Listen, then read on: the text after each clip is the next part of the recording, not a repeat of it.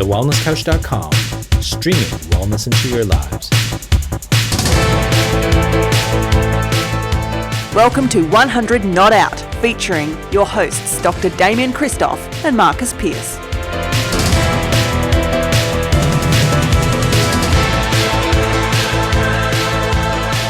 Hello and welcome to 100 Not Out, a weekly show dedicated to helping you master the art of aging well. My name is Marcus Pearce and here I am with the legend himself, the co-founder of The Wellness Couch and The Wellness Guys, Dr. Damien Christoph. Hello, legend. Hello, Marcus. Now, Damo, you had the great fortune recently of sharing the stage over in San Francisco with one of humanity's greatest people. Absolutely. I speak of a man by the name of Mitch Albom. We've both read his books, not all of them, but some of the best books you will ever read. Mitch Albom, for those of you that don't know, is an internationally acclaimed author. He's a journalist. He loves his sport, which means I love Mitch just like so that. Much. Absolutely.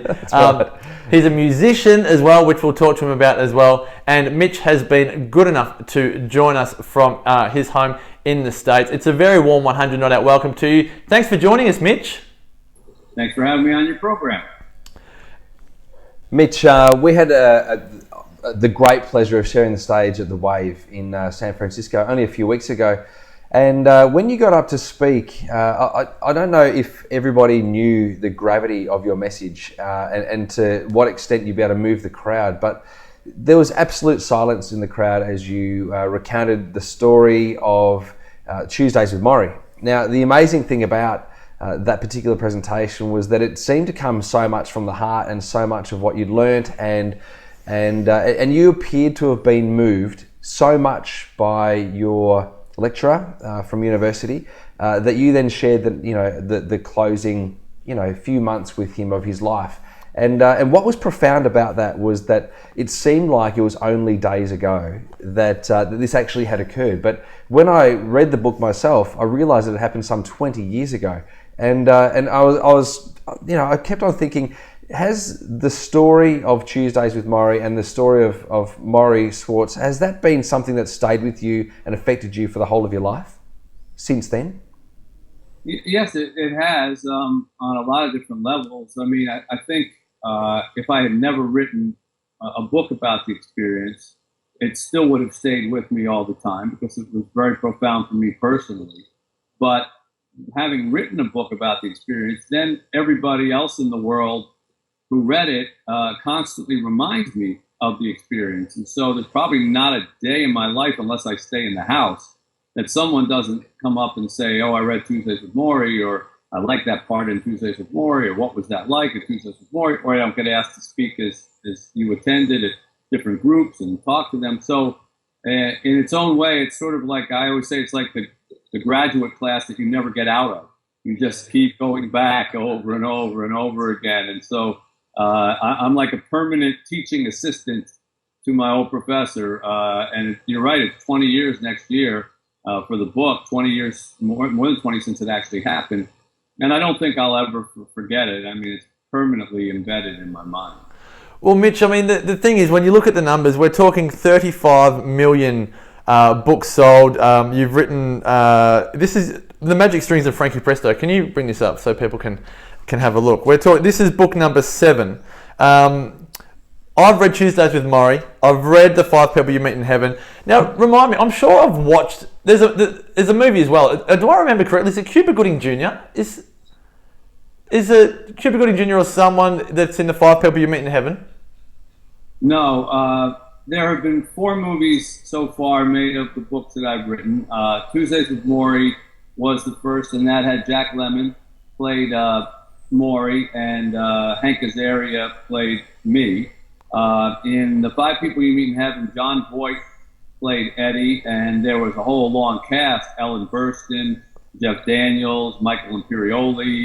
That's right. Minisic, lots of other people. It was a big, epic kind of. And he's in the play, and he's in the what we would call Luna Park. What do we call, like a big theme park? Big theme park.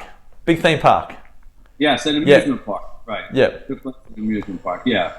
So you have a constant, when Damien was asking you about the impact it's had on your life, my view is with so many, 35 million books is larger than the population of Australia and then some. Yeah, that's so right. Just to get a bit of gravity towards the level, like you said, your Morrie's constant teaching assistant for the rest of your life. I gather that it's something that you can never escape. I'm curious, just because you're a human being, I'm sure you value privacy as well. I mean, do you find it hard to always be the guy that has had the profound impact on people's lives when you're having a tough day or things are just hard? Do these people build you up, or do you sometimes find the mountain of love almost overbearing or overwhelming? Well, I mean, it's a fair question. I think maybe better suited to someone whose notoriety came from being good looking or being in a movie, playing a superhero. Then I think people like that probably have a right to say, it gets a little old when everybody says, make the Iron Man face or make the Superman pose. Yeah. But when people come up to me, they're usually telling me some very profound story in their life. They say, as you mentioned before, I was a sports writer prior to doing this. I still am. I mean, it's part of my life. But I mean, I was a full-time sports writer and sports journalist and broadcaster before Tuesdays with Morrie. And I always say that before I wrote that book, people used to stop me all the time because I'm on television here in the States. And so, your face is recognizable. And they would stop me and they would say, who do you think is going to win the Super Bowl? And those kind of questions, I would always just sort of keep walking as I answered. I'd say, oh, the Patriots, bye-bye, or somebody else, bye-bye. But after Tuesdays with Morrie, the questions became more like, hey, my grandmother just died and she reminded me of Morrie, or my wife died and the last thing we did together was read Tuesdays with Morrie, and can you share something with me? And you, in cases like that, you can't just stop and say, Patriots, bye-bye. You have to stop. You have to have a conversation. And so the kinds of things that I get stopped for, as opposed to sort of being annoying, like you're saying, or like, geez, leave me alone, I don't want to make the pose. It's actually invigorating and very, it takes you out of whatever problems you might have at that moment, because people are seeking comfort or seeking guidance or asking you something that maybe you remember Morrie said that's going to help them. So I don't find it a bother at all. I find it an honor, really. I don't mean that to sound a cliche. Like I say, I'm not being stopped because of a movie role. I'm being stopped because people think I have something in my life or that I've experienced that might help them. And that's a very important position to be in, and I take it very seriously. So it's never in 20 years been a problem, a burden, or an annoyance in any way.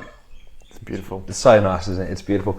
Hey, Mitch, there were so many great, amazing takeaway pieces of Tuesdays with Morrie. And at the very end of the audiobook, we're blessed to be able to listen to you and Morrie talk. And so and to listen to the things that you describe, the shortness of his breath, the type of, the impersonation of the voice that you do throughout the book is so close to the way in which Morrie speaks. You kind of go, wow, that's amazing. But there was a few things that I really took away from that book. In particular, what we value around our life. What does a dying man think about when he's about to leave the planet? What are the most important things, and so on and so forth. Given that you've obviously written the book, you've then obviously read the book because you read it to all of us. What are the things in particular that stood out from your last 13 weeks with Morrie that you still today use as, I suppose, an instruction manual for life for you today? Well, it's not an exaggeration to say, there were 16 Tuesdays, and there are easily 16 major lessons that I learned from that I employ in my life today, every day. I mean, it's a little bit like saying, what's the smartest piece of advice you ever got in your life? You might be able to come up with one sentence, but then that sentence doesn't apply to every single element of your life. And you say, well, wait, the smartest thing I heard having to do with love was this. The smartest thing I heard having to do with money was this. The smartest thing I heard having to do with, death was this. And the reason that I sort of broke the book down into the way that I did is because that was the way that we actually visited. It wasn't supposed to be a book. I mean, sometimes people get a little confused about the history of Tuesdays with Morrie. I didn't go to visit Morrie, who was dying from what you call motor neuron disease down there, what we call Lou Gehrig's disease, or ALS. I went for myself. I didn't go to write a book. I went because I was one of these guys that was going 1,000 miles an hour with no conscience about it. I worked like 6 jobs simultaneously, worked 100 hours a week, and my only sort of motivation was do more, go faster, be more ambitious, accomplish more, without it was like a 2-dimensional existence. And so when Morrie sort of reminded me of who I had been when I was in college, which I think was a much better person and a little, slower and kinder and more open to the wonder of the world, it sort of stopped me in my tracks. And it was somebody, it was like encountering somebody from your childhood saying, "Who are you? I don't know you anymore. You're not the kid I grew up with."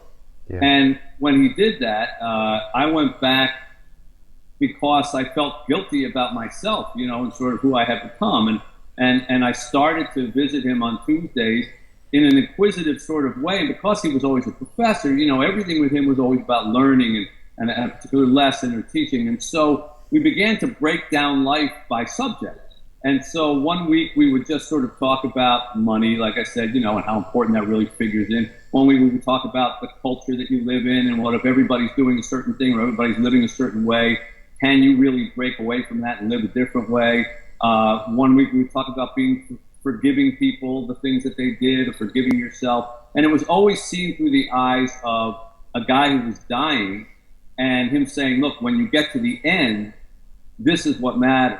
When you're at the beginning, you may think, no, it's a totally different value system. But when you get to the end, and we're all going to get to the end, you're going to find out that this is what matters. And I that really rung true to me.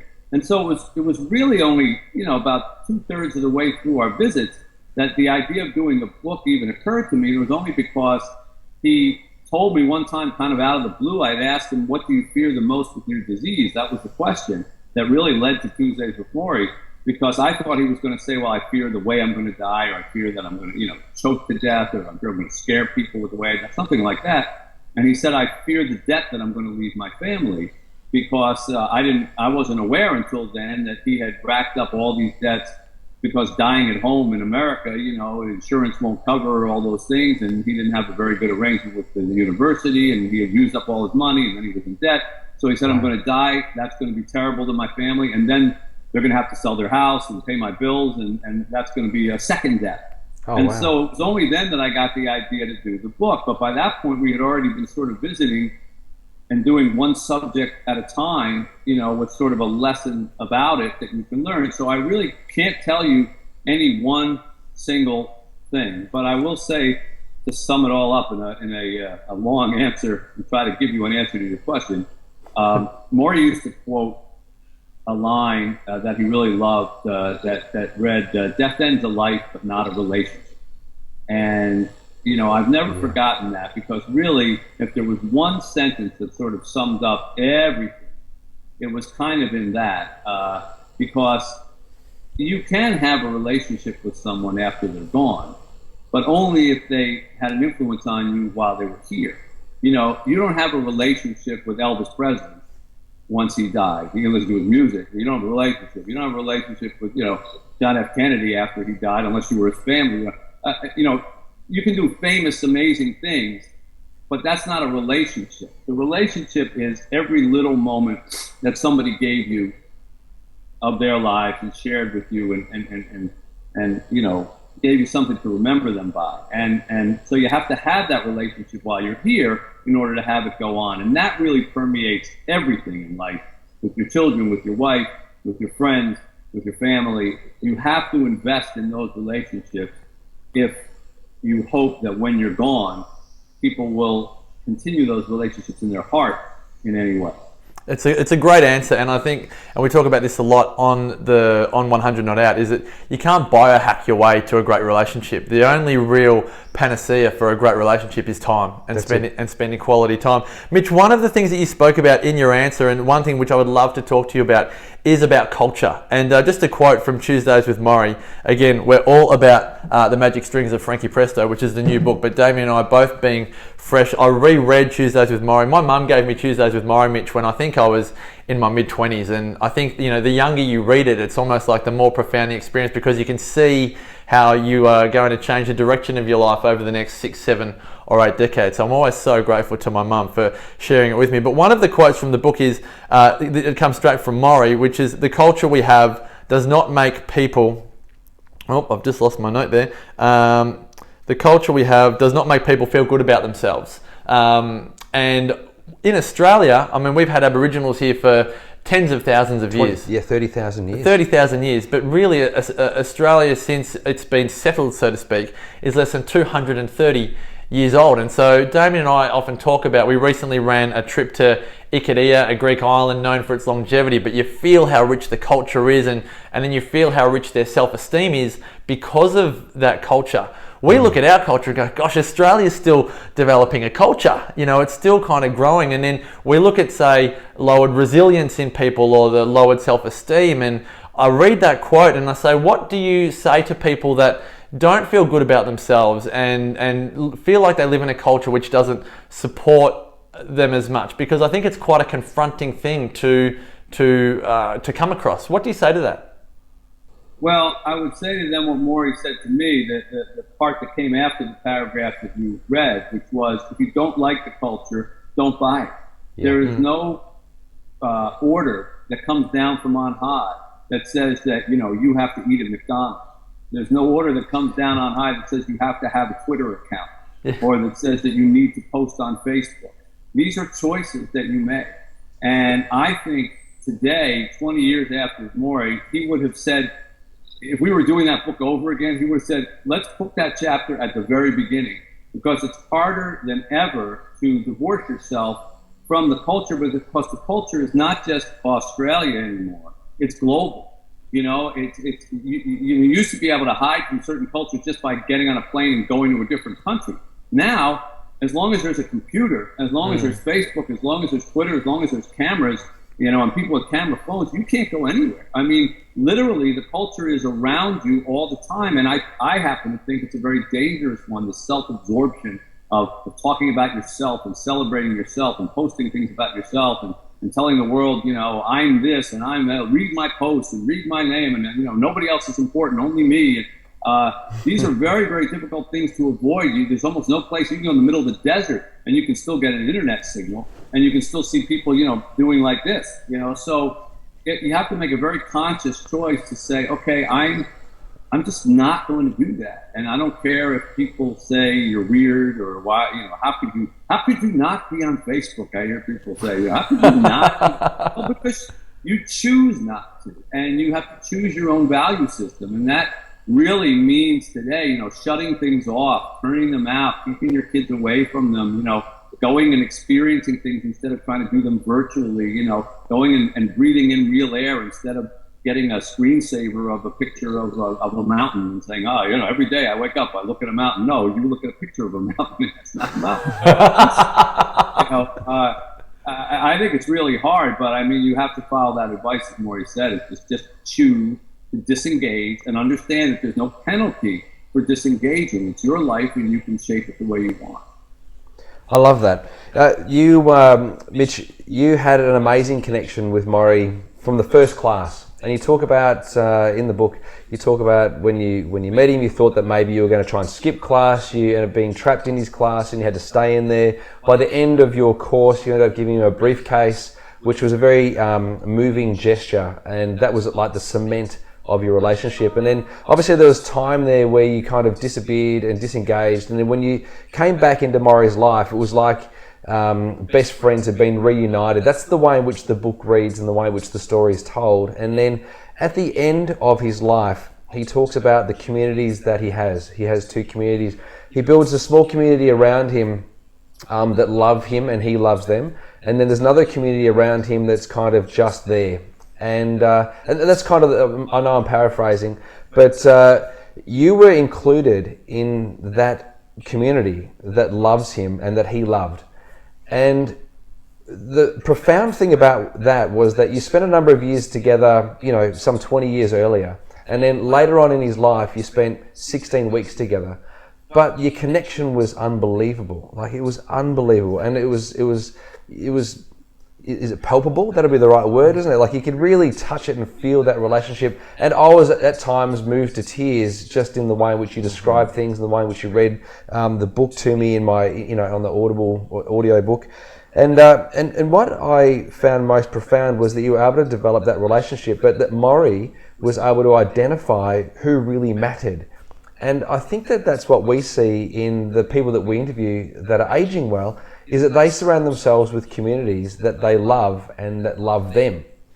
Now, you wanted to not end up like your uncle, and that was a really important part. Have you found that you've probably been more conscious of surrounding yourself with people that you love more than people that just are there? Are you doing things differently there now? Yeah, absolutely. I can't say that every one of Morrie's lessons has taken on me the way I wish, as the author of the book, they had. I'd love to be a shining example of every single thing that Morrie said or did. But as I always say to people, sometimes they come up to me and say, "Morrie, can I ask you a question?" I say, wait, I wasn't Morrie. I was someone, remember? I was the kid who didn't get it, and in many ways, still I fight against that. But I can say that one of the things that I think I would get an A in is exactly that. I move in a world where there are many, many opportunities to go to parties and networking and hanging out, and there's a lot of name dropping. I know a lot of people who would qualify as famous, and I've made movies and I'm on television, and it would be very easy to just sort of flip from one of those to the other. And I can tell you that I am terribly known as the absentee member of all those things. I would much rather just be at home with my wife and my family than do anything. And I have probably cost myself some connections and some opportunities, and this film or that book or that thing by not going to all those things. But my wife and I joke around as we get older. There's an expression we say: "We're too old to be breaking in new people." And I don't mean it to be negative. I sort of mean it to say the old friends and the people who I know care for me and I care for the right reasons. They're in my life for a reason. They're time tested and true. And you only have so much time in your life, and to constantly be looking for the next exciting person to hang around with and the next person who can help you, and that is a very unsatisfying thing at the end of the day. My happiest moments are when we have our family, our nieces, our nephews, or kids in our lives, all sprawled out over the house, sleeping on the floor, sleeping on the couch. They all fell asleep, and I walk through the house and I see, there's that one, and there's my wife, there's my sister, there's my brother, there's my nieces and nephews, there's whoever it might be, and everybody's under one roof and we're all together. There's nothing, there's no connection, there's no movie, there's no book party, there's no anything that comes close to that for me. And I always hear Morrie, in my head saying, what you just said: surround yourself with the people who really love you and who are going to be part of that death end of life, but not a relationship circle when you're gone. Not people who say, "Oh yeah, he was the life of the party when he was here," or who's going to get his show after he's dead, or I wonder what the book publisher's going to do now that he's not here to publish his book. I don't want those to be the comments that are made upon my disappearance. I would like people that I love to say, "Remember the time that we did this, and remember the time that he said that," and that's how I think I know I led a good life. So I have no problem shutting out the people that, not being mean, but just saying, okay, I'm going home now, and that's where I'm going to be. One final question from me, Mitch, and this is about the people that you have let into your life. Tell us, is the Rock Bottom Remainders still going? Because this band of people includes Stephen King, Ridley Pearson, Dave Barry. So there are some famous people which you do choose to spend some regular time with, and the Rock Bottom Remainders seem to have done an incredible job raising a lot of money for some wonderful causes and the rest. When you're not spending time with family, you have a love of music. I must be honest, I haven't heard the Rock Bottom Remainders perform, but I want to come to a concert when Damo and I are in the States. Are you still going? Will we get the opportunity to see you live in action? And what can we expect from the Rock Bottom Remainders? First of all, you're you're blessed to have never heard us. You would not be making those comments if you had. But Rock Bottom Remainders, for those who don't know what you're talking about, is a band that formed, probably about 24 years ago. And Stephen King, Amy Tan, Dave Barry, Ridley Pierce, and myself. A lot of people have been in it over the years. James McBride, who wrote Color of Water, Frankie Port, Angela's Ashes, Barbara Kingsolver, Carl Hyacin. A lot of people have flitted in and out, but the ones I said at the beginning are kind of the mainstays. I was a musician, and Dave Barry was a musician a little bit. There are a couple people that know what they're doing. But for the most part, as Dave Barry says, we play music about as well as Metallica writes novels. And, it's mostly just old rock and roll, and we do it all for fun. Nobody makes a dime, and we raise money for literacy. And we have played all over the States and a couple places around the world. We were over in England and Ireland a couple times, and I'm sure if somebody down in Australia wanted us to come down, we'd put it together, but nobody has asked. And rightly so, if you ever heard us. But it's a lot of fun, and I don't do that because of the people in it are famous. I do it because music is my first love. I finally got around to writing it in that book, The Magic Strings of Frankie Presto. It's the first time I've ever written about music, but it's always been my passion.